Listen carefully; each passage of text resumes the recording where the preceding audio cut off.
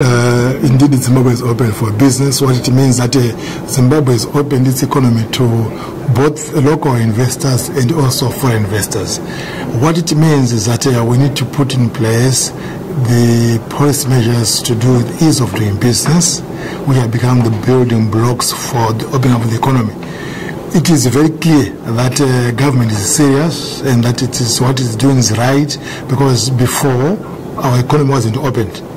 And therefore, the policy measures that the government put in place over the past 3 months, like amending the Indigenization Act, is a testimony that Zimbabwe indeed is open for business.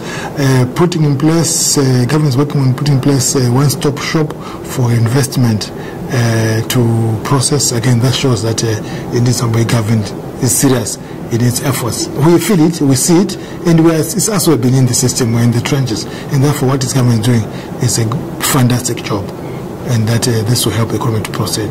Are there any specific countries that Zimbabwe is courting? Any particular? We are courting all countries. We don't have a bias towards countries. Investor. Mine knows no color, knows no region, and therefore we are saying that we are looking at all countries from east, west, north, south. Everyone is welcome.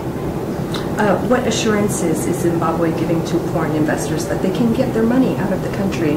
We are saying that if they come to invest in Zimbabwe, there will be enough for everyone. We've got enough resources underground. We've got enough minerals like gold, like platinum, like chrome. All those, if you tap in those, and therefore you're able to retain, you're able to make more reserves, which you're able to pay them. But if you don't have anything that's coming to exploit those resources, when you're foreign currency. The opposition parties, the civic society, and the international world is calling for some political reforms, especially electoral reforms, before the elections are held this year. Do you think this is feasible or doable before this year's election? That, and I leave it to the minister to answer.